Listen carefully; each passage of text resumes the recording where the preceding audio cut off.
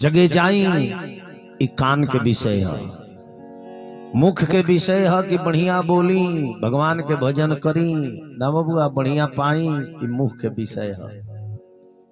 मन के विषय बा ई हरदम चंचल है, एक ठाई रहे के ना चाहेला। आज भगवान के कथा होता 3 घंटा बैठे के रहता तो उठ बैठ गोड़ सोझ कैल मूंगफली बादाम समोसा सब याद पड़े लागत। है केहू के बुराई होखे लागो तो 3 घंटा लोग हटे के नाम ना ली। किसी एक आदमी की बुराई दिखने से पहले एगो केहू के कमी दिखावत नहीं तो 3 गो अंगुरी रौराई और घूमल बा कि किसी की एक कमी देखने से पहले अपने अंदर की 3 कमियां देख लो। तब कहल बा कि इस दुनिया में इंसान कई प्रकार के होले, 4 लाख प्रकार के इंसान बड़े। केहू जोगी बन के बा, केहू भोगी बन के बा, केहू रोगी बन के बा, केहू उपयोगी बन के बा। जे दूसरा के मदद करता, दूसरा के सहारा देता, वो ये संसार में उपयोगी बन के बा। भगवान के कीर्तन भजन करता वो जोगी बन के बा। आज कर शरीर थाक गइल बा वो ये संसार में रोगी बन के बा। आ केहू केहू सारा गांव जवार भाई पटीदार के लूट के बैठ के भोगी में ना बबुआ। तेईस हम कहिले कि हई माई के आचारवा में अइल 2 गो दुलारवा हो त एगो जोगी हो जाला, एगो भोगी हो जाला। एगो जोगी हो जाला, एगो भोगी हो जाला। दोनों लड़का अगर 2 गो लड़का बड़े महतारी के तो दोनों माइये के पेट से जन्मल बड़े, वही आंचर से माई दोनों के पलले बाड़ी। ऐसा नहीं करनी जो कौनों के अमृत पिया के पलले बाड़ी आ कौनों के जहर पिया के पलले बाड़ी। अमृत रूपी दूध पिया के सबके पलले बाड़ी। देख रेख सबके बराबर कैली, भोजन पानी सबके बराबर दहली। लेकिन वही में हई माई के आचारवा बा, एई में 2 गो दुलारवा बा। एगो जोगी हो जाला, एगो भोगी हो जाला।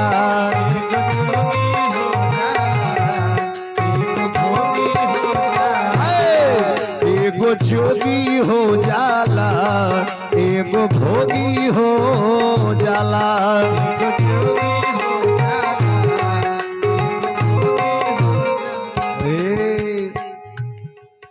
अरे का कहले पानी ऐसा नहीं दुनिया के रीत हो, बिना स्वार्थ के यही जाना केहू से बाप्रीत हो।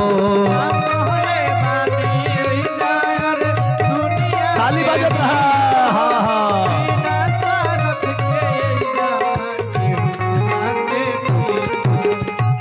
रामायण में भी लिखल बा कि स्वार्थ बस करही सब प्रीति, स्वार्थ के बस में ही सबे प्रीति करेला।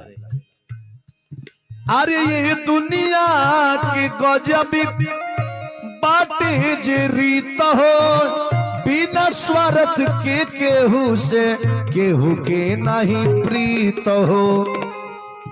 ई माई के पेटवा बा,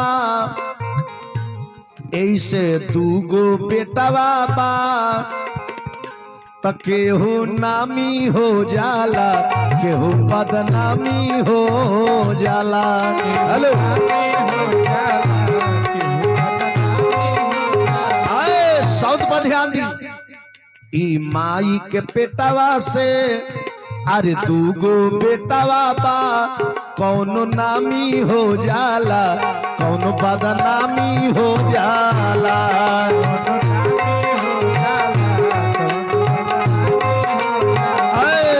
कौनो नामी हो जाला, कौनो बदनामी हो जाला।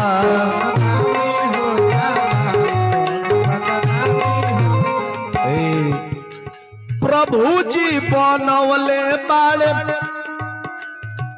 बड़ अउरी छोट हो अरे दुनिया हो रंगीन टीवी हाथ में उनका रिमोट हो खाली बजत रहा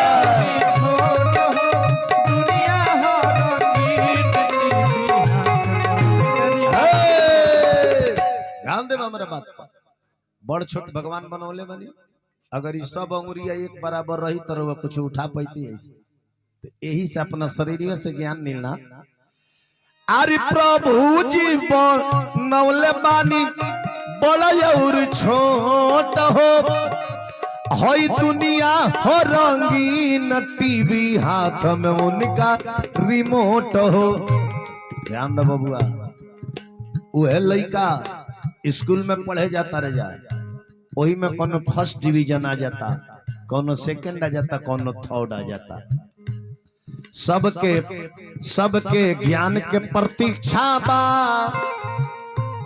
मिलत गुरु के शिक्षा बा तो कोनो पापी हो जाला कोनो परतापी हो जाला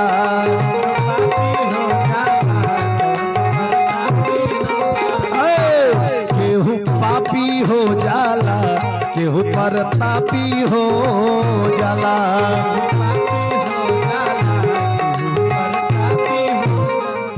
केहू पापी हो जाला केहू प्रतापी हो जाला जे पाप के काम कइले ऐसन बात नहीं के जो वो गुरु नहीं के बनवले गुरु बनवले बा गुरु ज्ञान देले बा लेकिन ज्ञान के असर ओकरा ऊपर नहीं के आ वही में जे ज्ञानवा का धल लेले बा वो प्रतापी हो गई आ जे ज्ञानवा निकाल के अपना वाली में ला गइलू पापी हो त केहू पापी हो जाला केहू प्रतापी हो जाला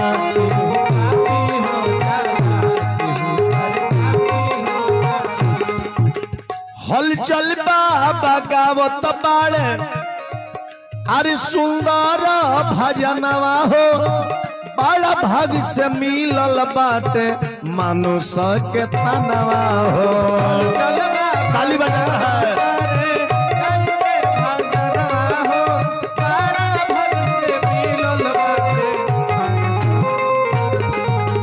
हलचल बाबा गावत तारे सुंदर भजनवा हो बड़ा भाग से मिलल बाटे मनुष्य के तनवा हो ध्यान दिया सबके एक नयनवा बा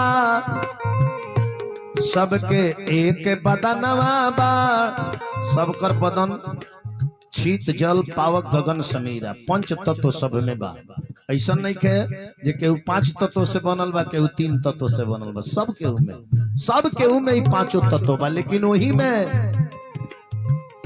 त केहू भोगी हो जाला केहू रोगी हो जाला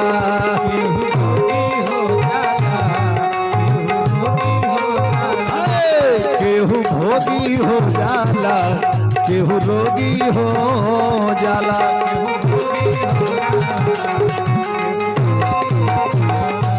प्रेम से बोले वृंदावन बिहारी लाल की केहू भोगी हो जाला केहू रोगी हो जाला बात बाकी ना प्रेम से बोली आज के समैया की आई तनी कथा सागर के तरफ चल जाओ समय के देखते हुए टाइम इज मनी समय ही धन है समय के इंतजार रौरा कर ले लेकिन समय राउर इंतजार ना करी तनी टोन में रहे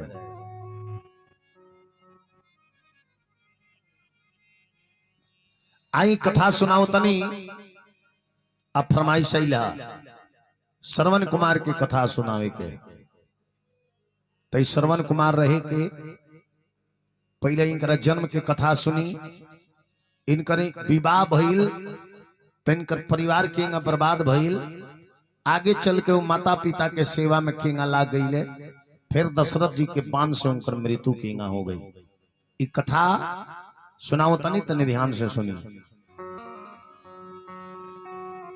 सूर्य वंश में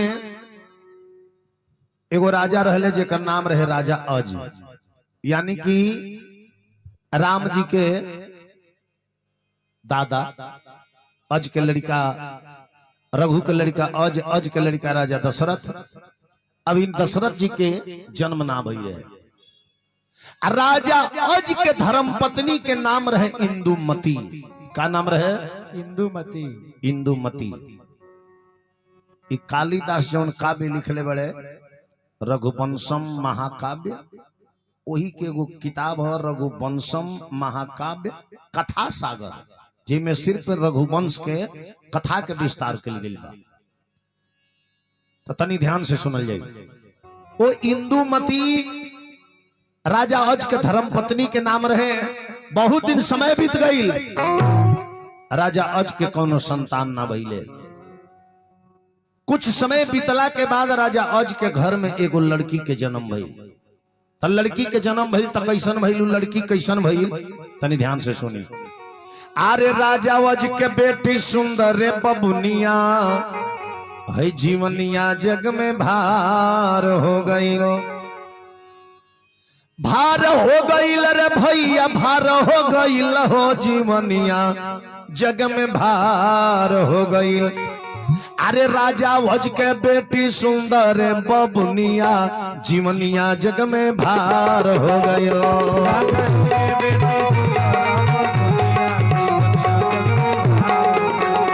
राजा भज के बेटी सुंदर बबुनिया, जीवनिया जग में भार हो गईल।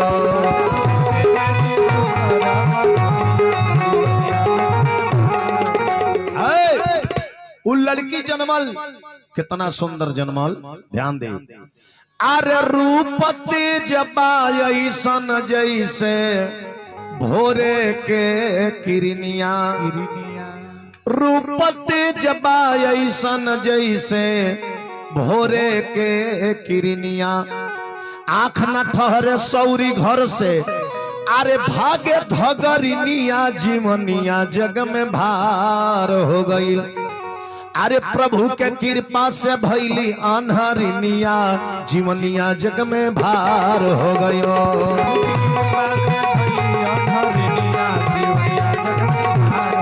अरे प्रभु के कृपा से भैली अनहरिनिया, जीवनिया जग में भार हो गई।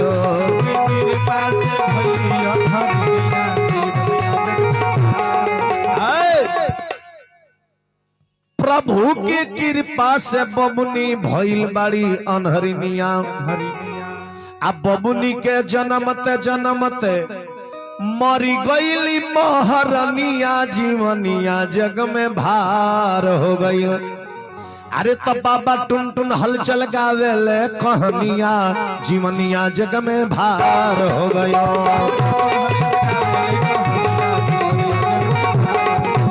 बाबा टुन टुन हलचल गावेल कहनिया, जीवनिया जग में भार हो गई।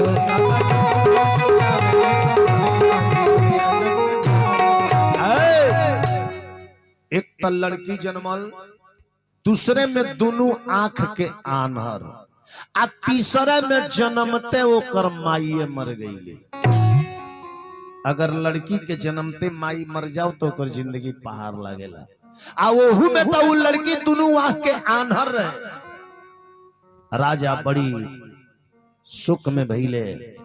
वो घर में एगो दासी रहे, दासी के बुला के कले की दासी ये लड़की के ले जो अपना यहाँ पालन पोषण ते करी है। वो दासी ले जाके वो लड़की आन्हर लड़की के पालन पोषण करे लगली। राज दरबार से खर्च दियाए लगल। एक दिन राजा अज गुरु वशिष्ठ के बुला के कहले कि सुनल जाओ, कितनो ही तो हमार संतान ही हो, ये लड़की के नाम रख दिया जाओ कि ये लड़की के नाम का रही। गुरु वशिष्ठ जी देखनी तो कहनी राजा ये लड़की चंद्रमा के समान सुंदर भी आ, ऐसे ये लड़की के प्रथम नाम चंद्रकला रही। आगे चल के ये लड़की ज्ञान में बहुत आगे हुई, ऐसे ये लड़की के दूसर का नाम ज्ञानमती रही। ज्ञानमती नाम रखा गई। अब धीरे धीरे वो लड़की बढ़े लगली। जब 8 बरिस के भइली नु, तनिए से टोन करी मॉनिटरवा में बढ़ा के, 8 बरिस के भइली तो दासी अंगुरी पकड़ के ले जाओ वो आन्हर लड़की के, आ सरजुग जी में से स्नान करा के रोज लेके आवे नु। रास्तवा में एगो शंकर जी के मंदिर रहे, वही मंदिरवा में वो लड़कियां शंकर जी के जल चढ़ा के खूब रोवे, अपना दिल के दुख शंकर भगवान से सुनावे। कहे रोज रोज चंद्र काला अरे शिव के पूजन करे, सुनी शिव अराजा हमार है। रोज रोज चंद्रकांत शिव के पूजन करे, सुनी शिव अरजा हमार। आरे रोज रोज चंद्र काला शिव के पूजन करे, सुनी शिव अरजा हमार है। रोज चंद्रकांत शिव के पूजन करे, सुनी शिव अरजा हमार। आरे अन्न धन सोना चानी सगरी भरल बाटे, आँख बिना जिंदगी बेकार है। सोना चांदी सगरी भरल बा, आँख बिना जिंदगी बेकार। आरे गौआ नगरिया के लोगवा कहत बड़े, के करी अनहरी से बिया है।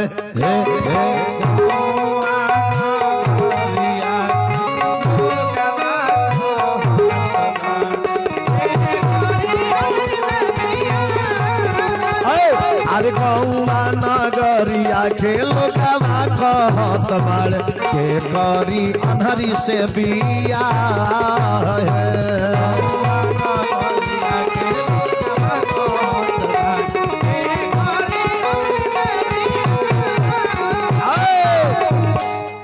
रोज शंकर जी के पूजा करे वो लड़की, और रोज शंकर जी से अपन फरियाद सुनावे। अगर रोज केहू से फरियाद सुनाए न भगवान से, रोज भगवान के याद करब न, रोज भगवान के नाम के आवाज लगाइब न, कहियो न कहियो परमात्मा जरूर मुड़ के रौरा तरफ देखी है। अरे वह केहू के नाम प्रत्येक दिन चिल्ला के देखी, वो व्यक्ति कबो न कबो रौरा तरफ घूम के जरूर ताकि जे कौन व्यक्ति है जे रोज हमरा के पुकार करेला, ध्यान दे। लेकिन आज स्वार्थ के दुनिया बा, केहू के कितनो पुकारी भाई तनी गढ़ा में से निकाल द, तो लोग निकाले वाला कम बा। रौरा देहिया पल्ला तो धके पार होखे वाला ढेर लोग बा। पढ़ले होखे जनकपुर में चिट्ठी काहे न गई रहे, अयोध्या में चिट्ठी काहे न गई रहे। राजा जनक जी धनुष जग के पत्रिका सब जगह भेजले रहनी, अयोध्या काहे न भेजले रहनी। राम लक्ष्मण के विश्वामित्र मुनि बाबा अपना निमंत्रण कार्ड पर बुला ले गए रहे, अयोध्या में पाती ना आई रहे। काहे? एगो ब्राह्मण रहे जेकर नाम विजय सेन रहे, उनकर ससुराल रहे जनकपुर में, तो उनकर मेहरारू अपना नैहर गई रही, आ ई सूट बूट चढ़ा के अपना ससुरारी जनकपुर जात रहे। तले एगो गाय माता कीचड़ में फंसा रही, गाय माता वो आवाज लगावत रही जे केहू हमरा के कीचड़ में से निकाल दे। वो सोचले कि हम इतना बढ़िया कपड़ा वस्त्र गहना पहनले बानी, अभी गाय के निकाले जाए तो हमारा शरीर में कीचड़ लग जाए, अगर हेलियो के जाए तो कीचड़ लग जाए, तो बढ़िया बजे गोइया धसल बिया, एकरे पिठिया पल्ला तो धोके हम फान के कीचड़वा हिल जाए। गैया के पिठिया पल्ला तो धोके आई फान के हिल गई। जब हिल गई लेनु तो गैया श्राप दलस की जा जवना मेहरारू से मिले खाती आ जवना ससुरारी में नाम खाती, तू जाता रह, हमरा पीठ पर लात धके हमरा के छोड़ के जा। जैसे ससुरारी जइबा अपना मेहरारू का मुंह देखबो, मुंह देखते तू गधा हो जइबो, गधा हो जइबो। गैया श्राप दहलस। तब वो अइले ससुरारी अइले तो सबसे पहले नाश्ता लेके इनकर मेहरारू आवत, मेहरारू अइले, जैसे मेहरारू का मुंह देखले तो गधा हो गइले। अब तो सारा गांव में हाला भल कि लो ये दादा ई का भई एगो खाली उनकर औरतिये जाने जई हमर पति होंगे, औरतिये जाने जई हमर पति होंगे, हमरा के देखते ही गधा बन गईले। आ लोग कहे जे पंडित जी के लड़की पगला गई बड़ी, कह तरी जई हमर पति होंगे हैं, लेके लगली घूमे। तब उस समस्या गई राजा जनक जी के दरबार में। तो जनक जी के गुरु बतौनी कि अयोध्या से 3 गो महारानी में कौनो महारानी चलनी पर पानी लिया के जब मार दी है तो इनकर गधा से तन बदल जाई, वो गाय के श्राप कट जाई। तो वो खबर राजा जनक जी अयोध्या में भेजनी दशरथ जी के यहाँ। तो दशरथ जी कहनी कि हमारा अयोध्या में इतना शक्ति बा कि एगो गधा से इंसान बनावे खातिर महारानी चाहिए दूसरा राज में, एजा के तो एगो छोट व्यक्ति भी काम कर सकता। तो वही राज के एगो डोमिन के राजा दशरथ जी भेजदानी। उ गईली आ जाके चलनी में पानी अयोध्या से डोली में लेके गईली, ले जाके मरली, उनकर तन बदल गई। वही जा जनक जी के सूचना हो गई कि हमारा पत्रिका के कदर दशरथ जी नहीं करत। पहला बार पाती भेजनी तो अपने रानी लोग के ना भेज के अयोध्या से एगो डोमिन के भेज दहनी। आ कहीं एहू बेरी पत्रिका भेजी, अपने केहू के ना भेज के कोनो डोमे के भेज दी। तो अयोध्या में इतना शक्ति बहा जो प्रतिज्ञा के अनुसार धनुष तुर दी है ना बउआ। तो इंसान के अपना कर्तव्य पर ध्यान रखे के चाहिए, केहू फसल बा तो करे के निकाले के चाहिए, ध्यान दे। अब धीरे धीरे वो लड़की बढ़े लगली, समय वो आ गई कौन, अरे बचपन बीतल ढलल जवानी में उमरिया हरी। तो तनी सुनी पंचे अब आगे के खबरिया हरी। हेलो तनी सुनी पंचे आगे के खबरिया हरी।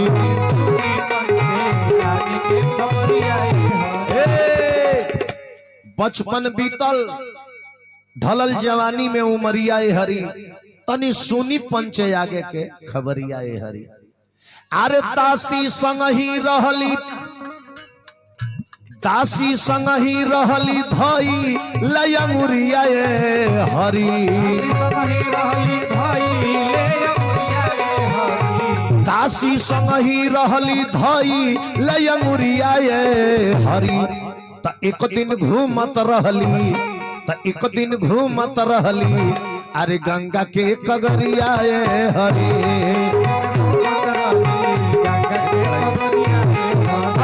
एक दिन घूमत रहली गंगा के कगरिया हरी।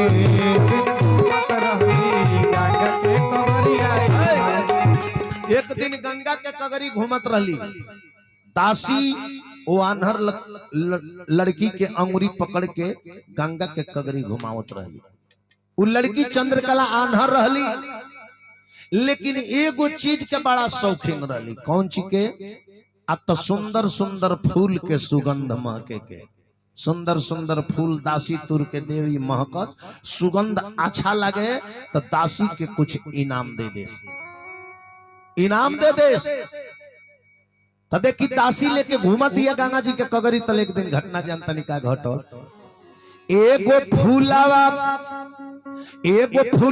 दोहत लागल रहे कगरिया हरी। एगो फूलावा दोहत लागल रहे कगरिया हरी। तल वच के पड़ल अरे दासी के नजरिया हरी।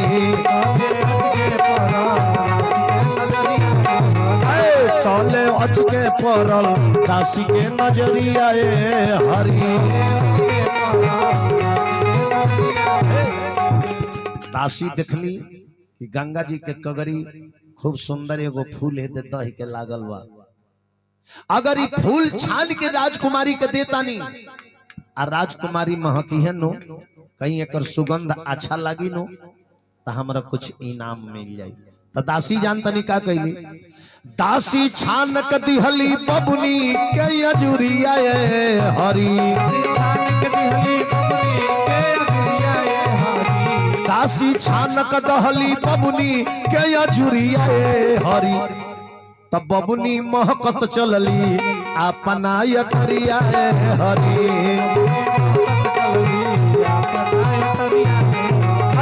बबुनी महकत चलली अपना यतरिया हरी।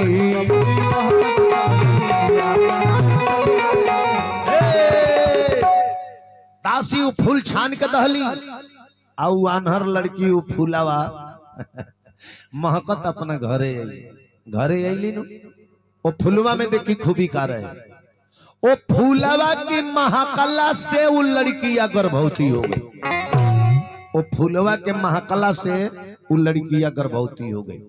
आ गर्भ जब रहल तो दिन पर दिन गर्भ बढ़े लगल। तनी को हल्का सा कम कर दी, अब बढ़ा के तनी से टोन। पेट में का बच्चा दिन पर दिन बढ़े लगल। अरे धीरे धीरे पेटवा में बचवा पलाए लागल। धीरे धीरे पेटवा में बचवा पलाए लागल। राजा अज के पता लागल, दासी से पूछले कि दासी ई लड़की नु आन्हर बिया, ते तो परमानेंट संगे रहेलू, बताओ ई केकर लइका ह। दासी कली के महाराज हम कुछ नहीं खे जानत। एक दिन फूल एगो छान के दहनी, ई महकले बड़ी तहिए से करी दासा भइल बा। त खतरा बदासी के वैसन बुझाए लागल। खतरा बदासी के वैसन बुझाए लागल। कली के महाराज हम कुछ नहीं खे जानत। तब महाराज अज गुरु वशिष्ठ के बुलावनी कनी, गुरुजी अपना ध्यान से देखी तो ई केकर लइका ह जिनकरा गर्भ में पालन हो रहल बा। गुरु वशिष्ठ जब अपना योग दृष्टि से देखले तो कहले कि राजा गंगा जी के वो पारे एगो साधु बड़े जेकर नाम है उद्यमान ऋषि, जेकर नाम है उद्यमान ऋषि। उस सवेरे गंगा जी में स्नान करे आवत रहे हैं। हिरन हिरनी के संपर्क काला देख के बाबा के तेज जवन बा, मणि जवन बा उस शरीर से बाहर हो गई हा। तो बाबा वो मणि धरती पर ना फेंक के फुलवा में रख के गंगा जी में दहवा देले हान। और वह फुलवा छान के देले बिया। देव कृपा से वो बाबा के तेज ये लड़की के गर्भ में चल गई बा। वही बाबा के ये लड़का हो। अगर खानदान के इज्जत रखे के बा तो साधु बाबा के संगे लड़की के बियाह कर दो। राजा अज जाके वो साधु बाबा उद्यमान ऋषि के सामने अपन प्रस्ताव रखले विवाह के। त साधु चिन्हा गईले शादी रचाए लागल। साधु चिन्हा गईले शादी रचाए लागल। साधु चिन्हा गईले शादी रचाए लागल। शादी भइल उद्यमान ऋषि के संगे वो लड़की के। चंद्रकला के बियाह केकरा संगे भइल?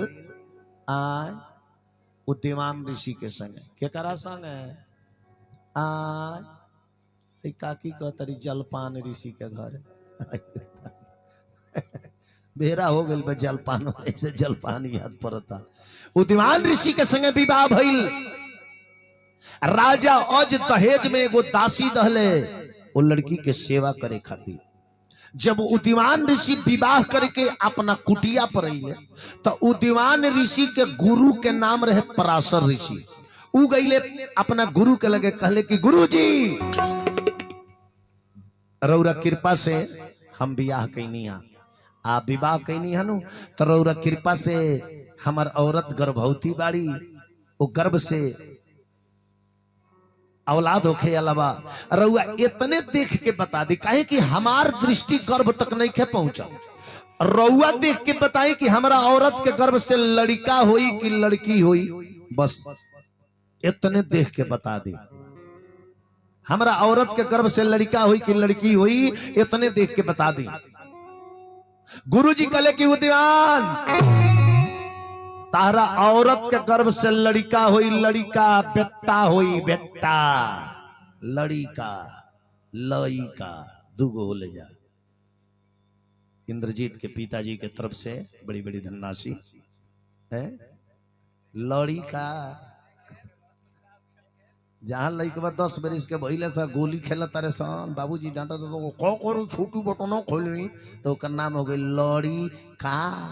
लड़ी का। आ जब सियान होता बाबूजी के घर में से निकाल के अलग पलानी डालता, बाबूजी से लोग पूछते के हन हमार ल ई का, ल ई का। बचपन से पोसल आ बुढ़ारी में तरह के अलगा दरस ल ई का ना बाबू। आई देखी आई ताश खेलता ए बाबू ए गुलजार ए पड़े घूम जा हिंकरो के घुमा दे देखबा कहाँ बैठल बड़े है ना बैठा का कोसी भरे बैठल बड़ा लोग गोले हैंगा आय झमर को कह पर घुमावता है मेठ बारे है ऋतिक रोशन के ए पड़े घुमाता। हां देखी ढालवा बंद को रखा, ढालवा काहे खोल ले बा, जब कुछ कहते हैं टॉप दे ढाला खोल देता प्रेम से बोली वृंदावन बिहारी लाल की। अब गुरुजी कले की तरह औरत के गर्भ से लड़का होई, लेकिन सुन लो ये लड़का जबे जन्म ली वही बेरा तू दौड़ल हमारा लगे ये लड़का के जन्म मुहूर्त देखे हम जेंगा बताए तारा करे के परी। आ गई उद्वान ऋषि घरे समय आइल तो लड़कवा जन्मल तो कैसन जन्मल ध्यान दी। आरे चांद के टुकरवा रे धरतिया पर जन्मल बाटे सगरो अंगनवा अरे हो गई जोर। उ लड़का जन्मल तो ओकरा रूप के प्रकाश से आंगना में अजोर हो गई। साधु बाबा सुनले कि हमारा बेटा जन्म ले लाज दौड़ल गईला गुरुजी की। हाँ आ गुरुजी से जाके कहले गुरुजी रउरा कृपा से सोचहू हमरा घर में लइका भइल बा लइका। अरे कही कही गुरु हम केतना लुटाई धना,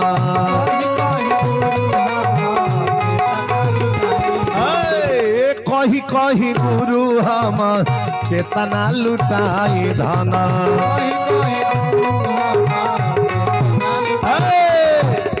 हई मुद्रा लुटा दिया रे कई रे करोड़े।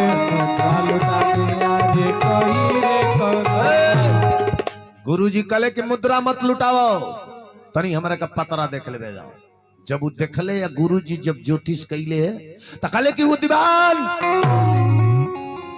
मुद्रा मत लुटाओ हमर बात सुनो। आरे सुनी कर बतिया वही जा गुरु बाबा बोलल बाड़े सुन लो देवान ऋषि बतिया हो मोरे। अरे ठीक या धारा तो मैं अपन अरे बेटावा उठा रे लीह चली जई ह कमनो सरे हवा के ओर। अरे पीपरा के गाछी तर खातवा तू खोन दीह जियते दाफना रे दीह अपना किशोर। अरे गुरुजी के बतिया पर साधु बाबा रोवे लगले। अरे गुरुजी के बतिया पर साधु बाबा रोवे लगले। झर झर अखिया से गिरता टेलोरे। आरी गुरुजी के बतिया पर साधु बाबा रोवे लगले।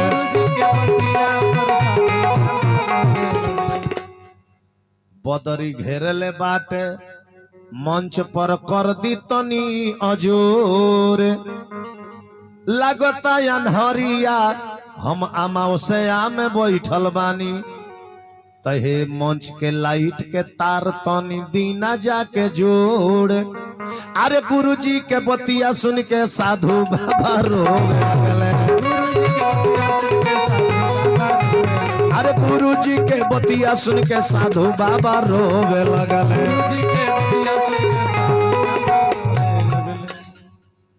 अपना गुरु के चरण पर गिर गई उद्वान ऋषि कहले गुरुजी एक तो हम साधु होके बियाह कैनी आई हमरा जिंदगी के पहला कमाई है अरुआ हमरा के इन लड़कवा के दफनावे के कहतन। अरे गुरुजी शास्त्र बतावा था कि मुअल बेटा के भी बाप ना दफनावेला दूसर के हु दफनावेला। रउआ हमरा के हमर जियते लइकवा दफनावे के कर आखिर का है गुरु जी कनी की जवन बात कहतनी तवन मानो वक्त आई तो यह बता देव जे काहे तरह लइका के हम जन्मते दफनवा देनी है। वो दीवान ऋषि गुरु जी के गुड़वा पकड़ के रोवत रे कहत रे गुरु के पाव पकड़ के रोवले हाथ जुड़ले बाबा से कहले अरे यह पहिला हमारा जीवन के कमाई है गुरुवर जी। यह पहिला हमारा जीवन के कमाई गुरुवर जी। गुरु के पाव पकड़ के रोवले हाथ जुड़ल बाबा से कहले यह पहिला हमारा जीवन के कमाई है गुरुवर जी। यह पहिला हमारा जीवन के कमाई गुरुवर जी। साधु बाबा रोवत रे कहत रे बाप हो के बेटा के अरे यदि हम दफनाई बाप हो के बेटा के अरे यदि हम दफनाई 9 महीना ढोले बारी गर्भ में आन्हर माई ऊ तो मर जाई है जब ई बात सुनाई गुरुवर जी।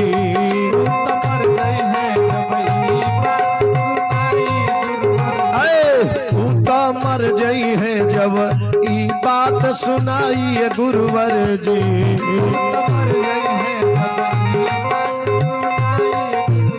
साधु बाबा रोत रे कहते रे गुरु जी हमरे के बता दी चाहे मोर परीक्षा होता चाहे कौन मजबूरी की तरह हमर परीक्षा लेता नहीं ना तो और कौन मजबूरी बा चाहे मोर परीक्षा होता चाहे कौन मजबूरी है आधा प्रेम के धागा अरे कैसे के हम तूरी जियते बाप के हाथे बेटा ना तो पाई गुरुवर जी।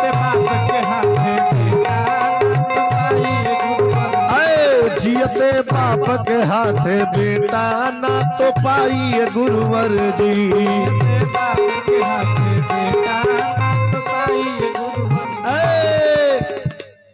वर्तमान में ऐसन काहे हमरा से बतला दी पूर्व जन्म के योगी यगिन से अरे एक पल में जरा दी तो एगो महापाप काहे साधु से करवाई गुरुवर जी।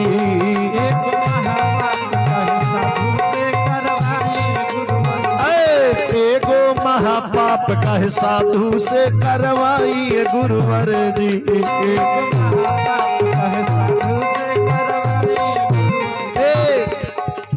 जानतनी 3 गो जीव के हत्या के करेला तनी ऐसा टोन जीव 3 गो जीव के हत्या के करेला गाय ब्राह्मण आ बालक ये 3 गो के हत्या जानतनी के करेला गाय ब्राह्मण बालक बध गुरु जी महापाप कहाला गाय ब्राह्मण बालक बध गुरु जी महापाप कहाला कुष्ठ रोग से ग्रसित होके अरे घोर नरक में जाला ई त काम करेले कौनो दुष्ट कसाई गुरुवर जी।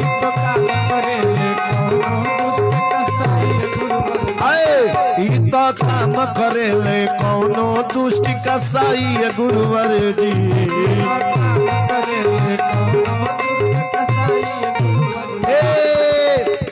गुरु जी कहली कि हम कुछ नहीं की जाना वचन दिले बड़ो आज्ञा के पालन करो वक्त आई तहिया बता देव जे तारा लड़का के काहे दफनवनी है।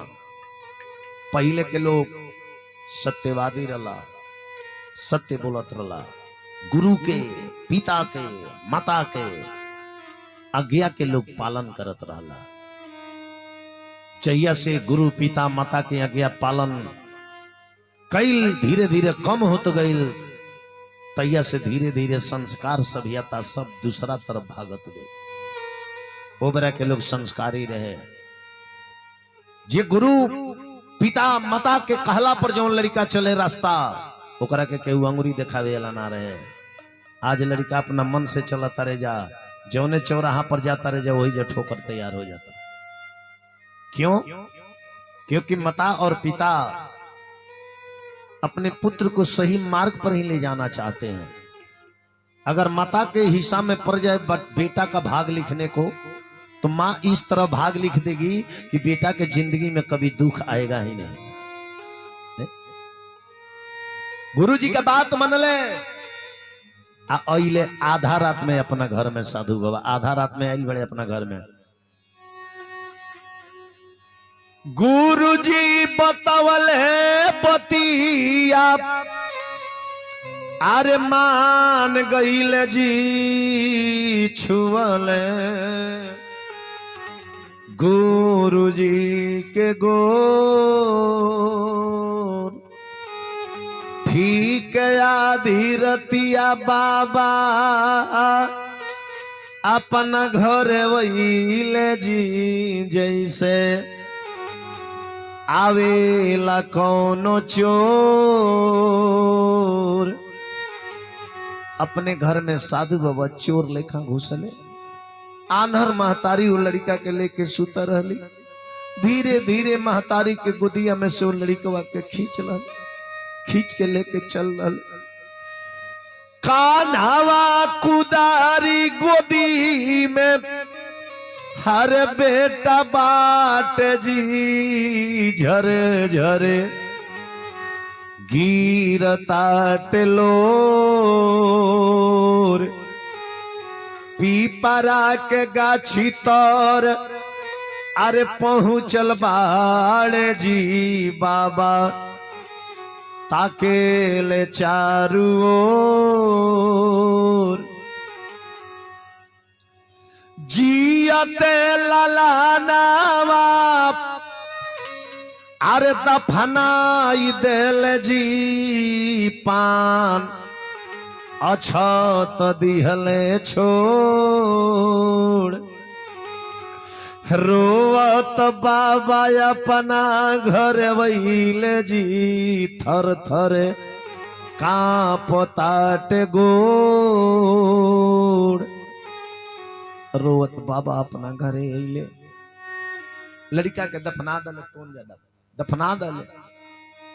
सबेर भइला नर महतारी जगली बिछावना टो तारी कहतरी ये साधु बाबा हे स्वामीनाथ हमर लइका हमरे बिछावना पर नहीं हमर बिटवा का हो गईल। अरे साधु बाबा देख के नीचे नहीं के गिरल। साधु बाबा कहले कि तहार बेटा मर गई। हमार बेटा मर गई के कहता जी हमार बेटा मर गई। अरे हमार बेटा हमरा स्तन के दूध पियत रहुए रौरा कहता नहीं बेटा मर गई। साधु बाबा कहले कि मान ल तहार बेटा मर गई। आन्हर महतारी के समझा दे। ओह दिन से माई रोवे लगी। बेटा के मृत्यु पर जितना माँ रोती है उतना संसार में कोई नहीं रोता। उतना गंगा जमुना में पानी नहीं है जितना माँ के आंख से आंसू गिर जाता है बेटा के मृत्यु पर। आन्हर महतारी रोवस नु एक बूंद आंसू धरती पर गिरे नु तो 1000 टुकड़ा बन के धरती पर गिरे। माई के आचरवा सुना हर करी गईल रे मोरा गोदी के लालनामा भी छड़ी गईल रे। माई के आचरवा सुना करी गईल रे गोदी के लालनामा बिछड़ी गई। हर के करम बिगड़नी मोर बिगड़ी गईल रे मोरा गोदी के लालनामा भी छड़ी गईल रे। के कर मोर बिगड़नी मोर बिगड़ी गईल रे गोदी के लालनामा बिछड़ी गई। ओ मेरे बेटा मेरे लाल तुझको ढूंढूं मैं कहा मेरे बेटा मेरे लाल। तुझको ढूंढूं मैं कहाँ। आजा तेरी मैया पुकारे, जा तेरी मैया पुकारे। मैं जीऊंगी अब किसके सहारे। जीऊंगी अब किसके सहारे। अरे जिंदगी की है सवाल रे मेरे बेटा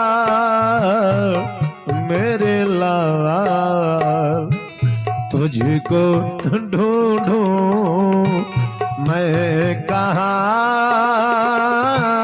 मेरे मेरे बेटा मेरे लाल। तुझको ढूंढूं मैं कहाँ। है। रात दिन वो अनहर महतारी रोवे लगली, साधु बाबा वो सुख में रोवे लगले कि आखिर गुरुजी हमारा बेटवा के जियते काहे दफनवा देले हैं। समय बीतत गई, समय बीतत गई। 3 साल जब बीतल लो तो 3 साल के बाद वो बाबा के घर में दूसर का लड़का भइल लो। फिर साधु बाबा दौड़ल गुरुजी के यहाँ गई, कहले गुरुजी रउरा कृपा से पहिलका बेटा के रउआ काहे दफना दहनी, एकर कारण त ना बतौनी, लेकिन रउआ कृपा से अब हमारा घर में दूसर का लड़का भइल बा। दूसर का कहले गुरुजी की रुक जाता नहीं, पतरा देख लेबे द, पतरा देखे द। जब पतरा के नाम सुन ले साधु बाबा ने तो इनकर करेजा धड़के लागल। पहिलका के बेरी पतरवे देखल है जे कहले जे ले जाके पीपर त दफना दी है। गुरुजी अइला त कहले कि उ दीवान जहां पहिलका लड़का के दफनौले बड़ो ओकरे एक हाथ हट के ये दूसर को लड़का के ले जाकर दफना दा। गुरुजी के बात सुन के वो दीवान सी थरथरा गईले। कहले जी गुरुजी सब गुरु चाहे लेकिन चेला के परिवार बढ़े, रउरा हमरा जन्मते लइकोन के दफना देता नहीं, आखिर काहे। गुरुजी कहले कि वक्त आई तो बताए, लेकिन आज ले जाके दफना दा। गुरुजी के बात मन ले आ दूसर को लइकवा के ले जाके वही जा दफना दले जहां पहिलका के दफनौले रहे। दफना के घरे चली अइले। ध्यान दी इतना लोग बैठल बा। दफना के चली अइले। सवेर भइल, आन्हर महतारी जगली, बिछौना टोतरी। ए स्वामीनाथ साधु बाबा हमर लइकवा बिछौना पर नहीं देख भी, लइकवा नीचे नहीं केनो गिरा। साधु बाबा कहले कि सुना ताहर इहो बेटा मर गई। हमार जितना लइकवा होता रे जा सब मर जाता रे जा। कहले साधु बाबा कि हाँ मान ला ताहर बेटा मर गई। तो जवन दासी रहे, दासी जो रहे कलश की ये महारानी और बेटा मुअल नहीं खेनो, कथवा पर ध्यान दियो। दासी कलश की महारानी और बेटा मुअल नहीं खेनो। हम अपना आंखी से देखनी है साधु बाबा, अरे महाराज यहाँ के बाप हैं और जियते लइकवा के ले जाके यहाँ के दफना देनी। हम अपना आंखी से देखनी। दसिया कहतिया अरे मानी बतिया दासी रानी से कहली, अरे मानी बतिया दासी रानी से कहली। ये महारानी ये हई साधु बाबा राती में वहीले, हई साधु बाबा रौरा लड़िकावा के उठा के ले गईले। रौरा ले जाके एगो पीपर के पेड़ तर खाता खोंदा हुआ। हम अपना आंखी से देखे पीछे पीछे गई रही कि बाबा आधा रात में लड़िकवा के कहाँ ले जाता रे, तो अपना वकिया से देखू जियते लड़िकवा के जियते ललनवा के दिहल मोटिया दासी रानी से कहली मानी बतिया दासी रानी से कहली अरे मानी बतिया दासी रानी से कहली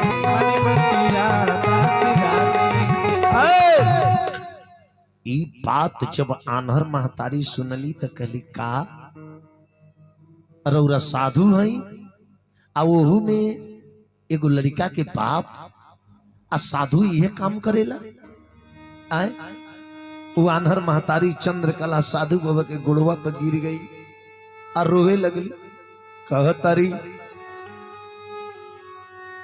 ई का रौरा हर कोई नी स्वामी जी मारी ले ललानावा मोर ई का रौरा कोई नी स्वामी जी मारी ले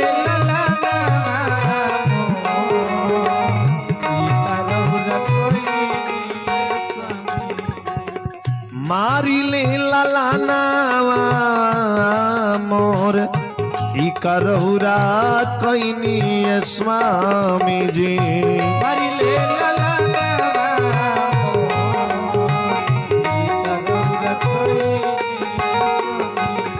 यही गीतिया के हमार गुरुजी गाइले ई करौरा कैनी स्वामी जी मारी ले ललानावा मोर हल्का सही को हल्का सही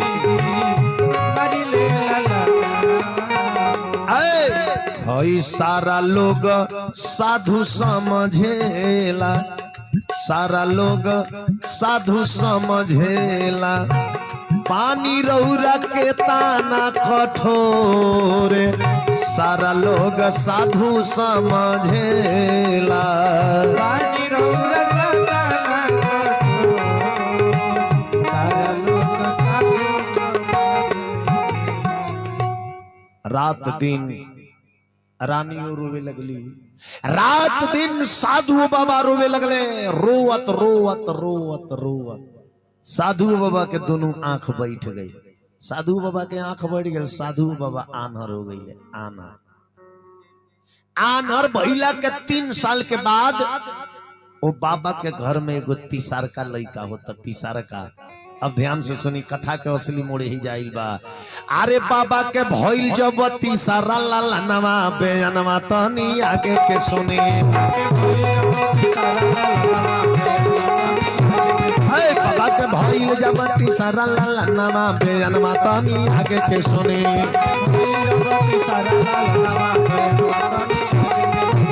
अरे आगे के सुनिए भैया आगे के सुनी हो बेअनवा तनी आगे सुनी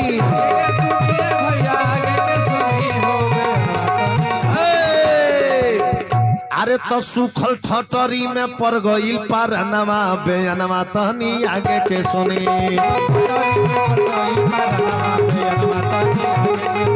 सुखल ठटरी में पड़ गईल पारनवा बेअनवा तनी आगे के सुनी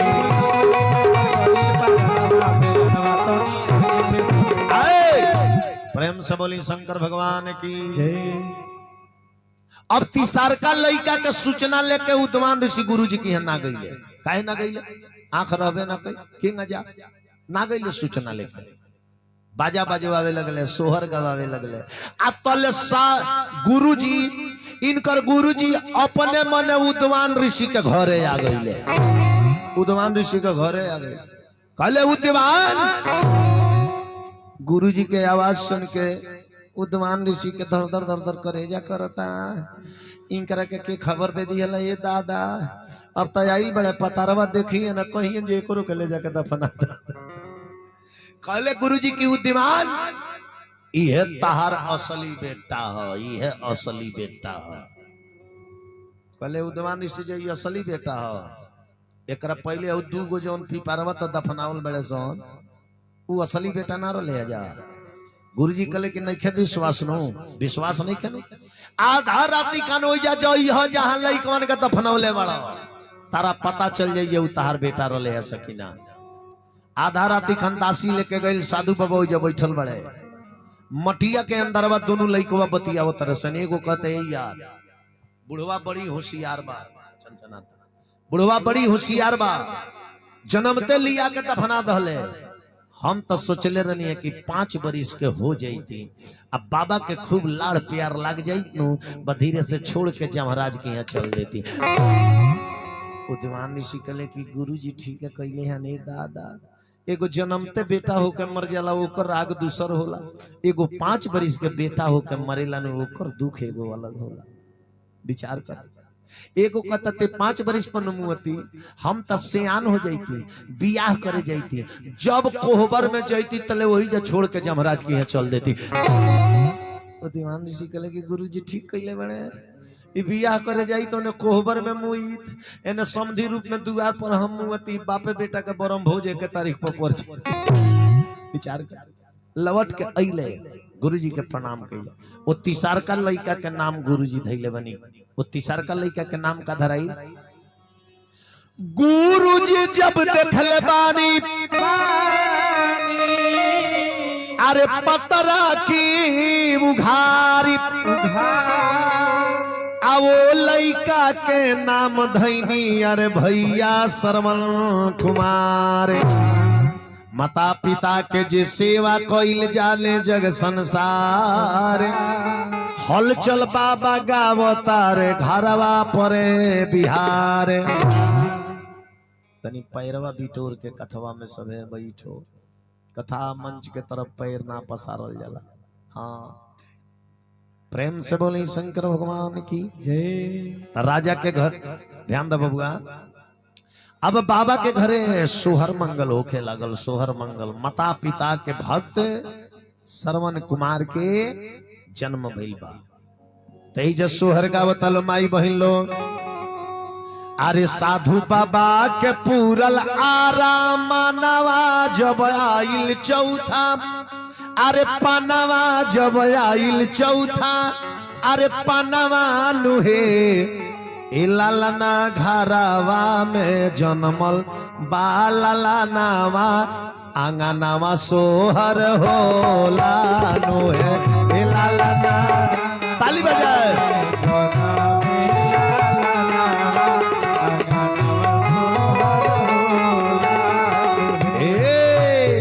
साधु बाबा के पूरल आरमनवा जब आइल चौथा पनवा जब आइल चौथा पनवा नुहे लालना घरवा में जन्मल बा लालनावा आंगनवा सोहर होला नुहे। ताली बजाए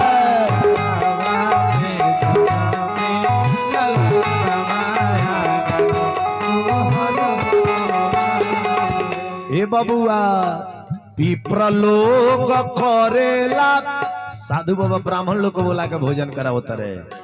अरे विप्र लोग करेला भोजनवा तपुआ पाका वनवा तपुआ पाका वनवा नुहे। ए भंडारी भंडारी बाबू के होला पावडर से खूबे आपा टनावा आंगनवा सोहर होला नुहे।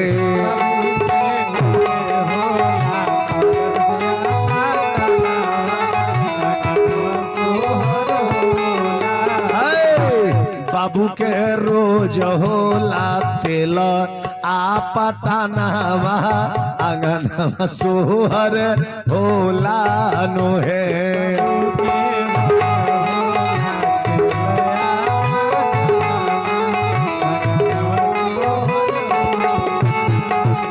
लइका के 6 दिन पर होला आसन नवा तो होला मंगल गनवा तो होला मंगल गनवानु है ललन गह गह कर ता भवानवा आंगनवा सोहर होलानु है ए ललन गह गह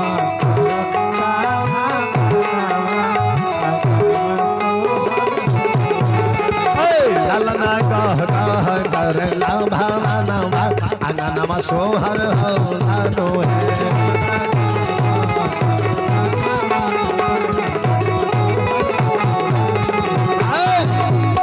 श्रवण कुमार का जन्म भइल बा सोहर होता हाथना लोग बैठल बा तनी हाथ उठाई देखी कितना लोग बैठल हाथवा उठावल जा भगवान देले ओकत हां हाथ उठा के ताली बजाई तो अब जितना लोग हाथ उठा के ताली बजवले बा इस श्रवण कुमार जी के जन्म सोहर पर सभे हाजिरी लगाओ एक कथा में जे दान करे लानू ओकरा घर परिवार में श्रवण कुमार जैसन ही पुत्र होले माई बाप के सेवा करे वाला होले।